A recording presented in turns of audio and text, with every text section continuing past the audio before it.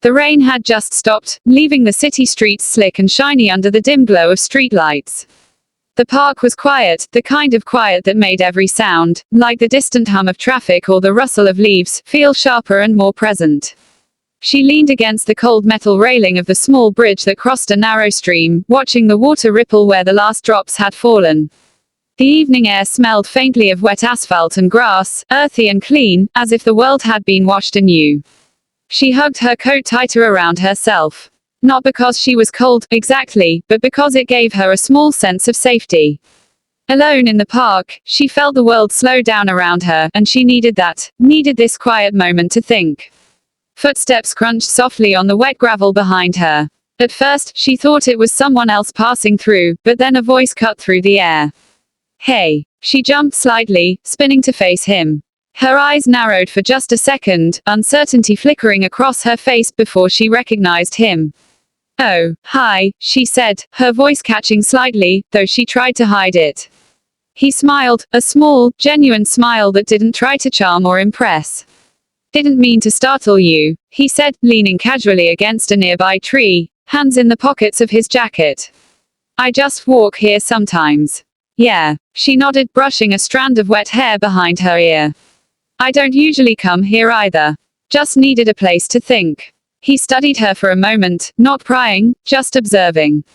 "It's a good place for that. Even after it rains, the world feels different. Softer, somehow." She glanced at the puddles scattered across the path, reflecting the yellow-orange glow of the streetlights.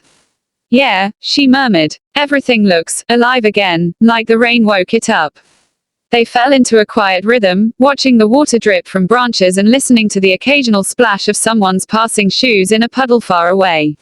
She felt the tension in her shoulders ease slightly, though her mind was still full of thoughts she couldn't quite name. "You're quiet," she said finally, turning to face him. "Do you always just observe?"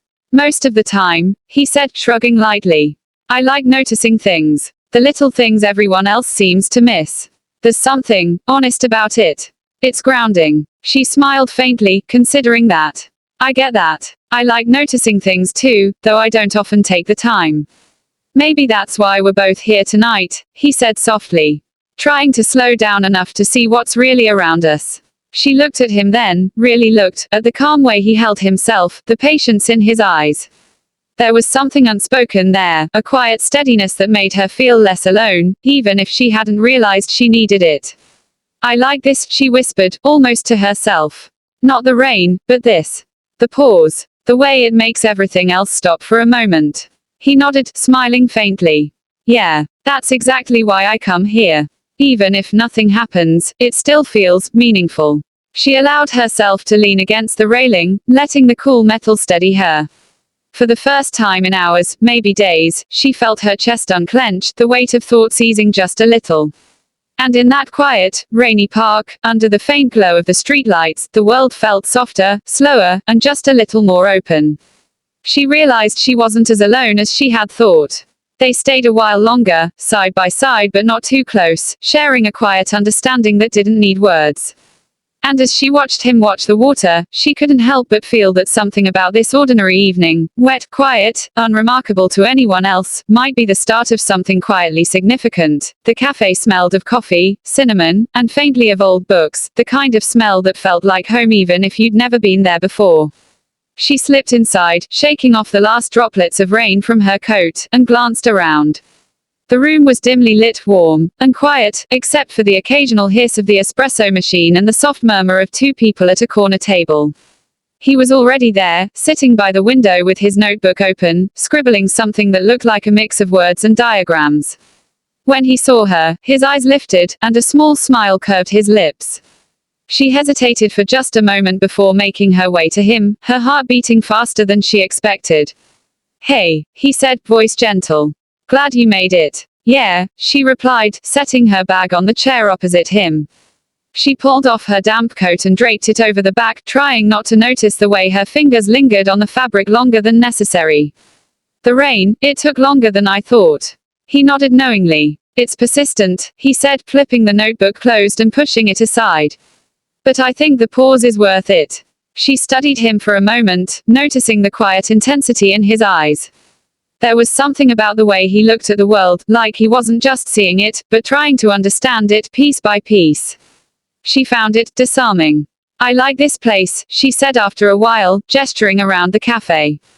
It feels safe. Not noisy. You can actually think. That's why I come here, he admitted, leaning back in his chair. Even if I'm not writing or studying, it's nice to sit and just be. Watch people. Listen. Let the world slow down for a bit. She smiled faintly. You're like that outside too, aren't you? Observing. Guilty, he said, a playful tilt to his head. I notice things most people don't. But it's not about judging, it's about appreciating. Seeing the little patterns, the small moments that make life, life. She tilted her head, considering his words. I don't do that enough. I get so caught up in everything else, the stuff that doesn't matter in the long run. Exactly, he said, leaning forward slightly. That's why these pauses matter. They remind you what actually does matter. Even if it's just noticing the light reflecting off a wet street or the sound of someone laughing across the room. They sat in silence for a few moments, letting the warmth of the cafe wrap around them. Outside, the sky had cleared, but the streets were still shiny, reflecting the lights like liquid gold. She felt lighter. Somehow, just talking with him, sharing the quiet, made the weight in her chest easier to carry. Do you ever think, she began slowly, that maybe we focus too much on the wrong things? Like, rules, expectations, ages and dates, stuff that doesn't really matter. He met her gaze, calm but earnest. All the time, he said. I think people forget that what really counts is how you connect with someone, not numbers or labels or the way society tells you to measure things. She looked down at her hands, folding them together. His words were simple, but they resonated deeper than she expected. Yeah, she murmured. It's refreshing to hear someone say that. He shrugged lightly. I'm not saying I have it all figured out. But I do know that life's too short to let little things, like numbers or time, dictate who we pay attention to, or who we care about. She nodded slowly, absorbing the meaning in his words. There was a gentleness to him, a steadiness that made her feel like maybe, just maybe, she could trust this space between them. They ordered another round of coffee, and as they sipped, the conversation drifted from small talk to more personal things, the favorite books, the music that stayed with them, memories that made them smile or cringe. It was effortless, as if they had known each other far longer than the weeks they'd actually spent together. And though neither said it aloud, both of them understood something unspoken. This simple cafe, these quiet conversations, the way the world had slowed down around them, it was the beginning of something that might grow quietly, naturally, without needing to be rushed. By the time they left, the sky was dark and clear, sprinkled with stars that reflected faintly in the wet pavement.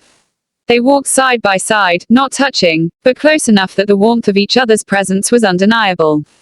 And as they reached the edge of the park, where the city lights began to hum and traffic murmured in the distance, she realized that tonight, something had shifted. Not dramatically. Not in a way anyone else would notice. But something had shifted. And it was enough. The library smelled of polished wood and old paper, a quiet sanctuary away from the noise of the streets. She slipped inside, letting the heavy door close softly behind her, and adjusted the strap of her bag. The familiar hush of the room was comforting, like a blanket, and she could hear the faint scratch of pens and the turning of pages from a few students scattered among the shelves. He was already there, sitting at a corner table with his notebook open again, though this time he seemed more relaxed, leaning back slightly in the chair. When he noticed her, he raised a hand in greeting, a small smile spreading across his face. She returned it, feeling a flutter of warmth she couldn't quite explain. Hey, she said, sliding into the chair across from him. I didn't expect you to be here so early. Yeah, he replied, closing his notebook. I like mornings here. It's quiet. The sun hits the shelves just right, and you can actually think before the rest of the world wakes up. She nodded, taking a deep breath. I get that. It's peaceful. For a few moments, they simply sat together, letting the silence stretch comfortably between them. There was no rush, no need to fill the space with words. Just being near him, in a place that felt safe, was enough. Then she spoke, hesitantly. Do you ever feel like people expect you to act a certain way? Or be a certain age? He tilted his head, curious. What do you mean? I don't know, she admitted, twisting her fingers together. Like, sometimes I feel like we're judged for the way we behave, for what we're interested in, or even for how we connect with someone. Like there are invisible rules about what's acceptable. He leaned forward, resting his elbows on the table. I think a lot of that is self-imposed, he said. Or maybe it comes from the world around us. But honestly, the only rules that matter are the ones that keep us honest and kind. Labels, they're not rules that actually define anything real. She looked at him, surprised at how calmly he said it, how certain he sounded. So, it doesn't matter if someone's older or younger. His smile was soft, almost amused. Not to me, he said. The number doesn't define the person. The way they treat others, the way they think, that's what counts. She frowned lightly, unsure if she could believe him entirely. That's not always how the world works, though. I know, he admitted. I'm not saying it's simple. People notice numbers, and society notices them. But feelings, respect, understanding, they aren't measured by age. The conversation hung in the air for a moment, delicate and meaningful, like the fragile hush in a library just before a page turns. She found herself studying him, really looking at him, not just the surface, but the steadiness in his expression, the warmth in his voice. There was something in him that felt trustworthy, despite the uncertainty she carried inside. I guess, she started, hesitating, it's refreshing to hear someone say that. I've spent so long thinking about expectations, about what's supposed to be, that I sometimes forget what actually matters. He nodded slowly. That's why I like these moments, he said softly. Just being present. Talking, listening. Not worrying about anything else. It makes the rest of the world seem less demanding. She smiled faintly, feeling the tension in her chest ease. Yeah, I think I understand that now. For a while, they didn't speak again, content to let the quiet library wrap around them. Outside, the light had shifted, casting long shadows through the tall windows, and inside, the smell of books and warm sunlight seemed to settle over them like a gentle promise. And as they both reached for their notebooks to jot down a few notes, she felt something unspoken pass between them, a sense that this shared understanding, this quiet space, was slowly building something that might carry them forward, into conversations and moments they hadn't yet imagined. She closed her notebook, letting her pen rest. He did the same. And for the first time that day, the idea of rules, numbers, and expectations felt less important. What mattered was here, in the quiet, in the pause, in the presence of someone who seemed to understand without needing to measure anything. The park was quieter now, the fading light of the evening casting long, soft shadows across the wet grass. They walked slowly along the path, the faint hum of the city in the distance serving as a muted backdrop. Neither of them spoke at first, words weren't needed yet.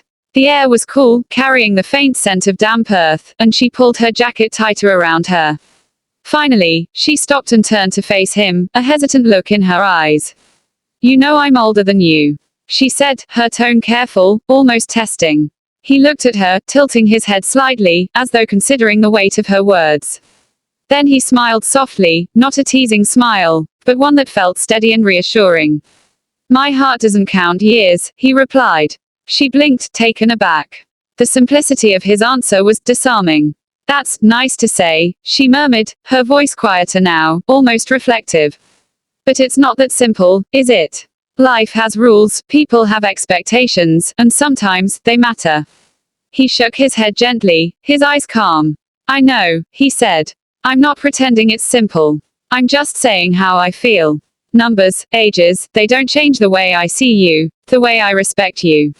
She looked away, glancing down at the wet path. For a moment, she wondered if she should have said nothing, if the world outside the bubble would frown at this, at the closeness, at the understanding that seemed to exist between them. But then she realized she didn't feel fear, not really. She felt relief. Relief that someone could see her, really see her, without measuring her by a number. You make it sound easy, she said, half smiling, half skeptical. But people judge everything. They notice things, and they talk. He stepped a little closer, though still respectful of the space between them. Let 'em, he said quietly. I can't control what anyone else thinks. All I can do is be honest about how I feel, and how I see the person in front of me. And right now, I see someone who matters more than the numbers in a calendar. Her heart beat a little faster at his words, though not in a way that startled her. It was steady, grounding, like a hand reaching out when she hadn't realized she needed one. She studied his face, noticing the calm in his eyes, the gentle certainty in the tilt of his head. Somehow, it made the world seem softer, less demanding, more forgiving. I think, she began, hesitating, I've been worrying too much about what I'm supposed to do, how I'm supposed to be. And I forget, the moments that actually matter are the ones that feel real, not the ones that follow rules. He nodded. Exactly, he said. Life isn't about following every rule. It's about finding the moments that are worth keeping, the people who make the world feel less heavy. They walked a few steps in silence after that, side by side. The streetlights flickered, reflecting in the puddles, and for a brief moment, the park felt suspended in time. Nothing needed to be said, nothing needed to be proven. Just this presence, this quiet understanding, was enough. Finally, she spoke, a soft smile on her lips. I'm glad we talked. Me too, he said. And in the simple weight of that reply, she realized that the world outside, the expectations, the numbers, the rules, hadn't disappeared. But somehow, right here, right now, none of it mattered.